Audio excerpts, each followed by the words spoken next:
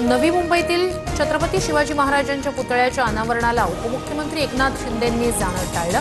पालकमंत्री असतानाही कार्यक्रमाला जाणं टाळलं, मात्र गणेश नाईकांच्या हस्ते अनावरण।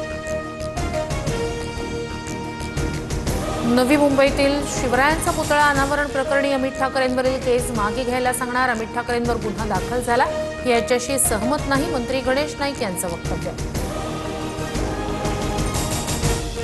ईएसआयसी रुग्णालयांसाठी सरकारी जमिनी विनामूल्य देणार, महसूल मंत्री चंद्रशेखर बावनकुळे यांचा निर्णय। राज्यात आरोग्य सुविधांचं जाळं अधिक बळकट करण्याचा प्रयत्न। 3 वर्षीय चिमुकलीच्या अत्याचार आणि हत्या प्रकरणी मालेगावात कॅन्डल मार्च, शेकडो महिला, विद्यार्थी आणि नागरिक सहभागी। आरोपीला फाशीची शिक्षा देण्याची एकमुखानं मागणी, मुलींवरील अत्याचार थांबवा, न्याय द्या अशा घोषणा। 3 वर्षीय चिमुकलीच्या अत्याचार आणि हत्या प्रकरणी मालेगावात आक्रोश, गेट तोडत संतप्त आंदोलकांचा कोर्टात शिरण्याचा प्रयत्न, जमावाला पांगवण्यासाठी पोलिसांकडून सौम्य लाठीचार्ज। एसईबीसी आरक्षण विरोधातील याचिकेवर हायकोर्टात सुनावणी, मराठा समाजातील मुलांकडे शासकीय नोकरीचं प्रमाण अधिक, मग आरक्षणाची काय गरज, याचिकाकर्त्यांच्या वकिलांचा युक्तिवाद। 11 डिसेंबरला पुढील सुनावणी होणार।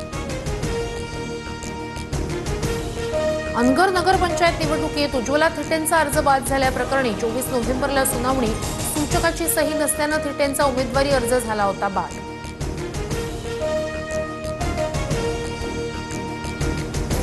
तपोवनमधील वृक्षतोडीबाबतची घटना दुर्दैवी, माझा वनप्रेमींना पूर्ण पाठिंबा, एक जरी झाड तोडलं तर 100 लोक मरायला तयार, अभिनेते सयाजी शिंदे यांचा इशारा।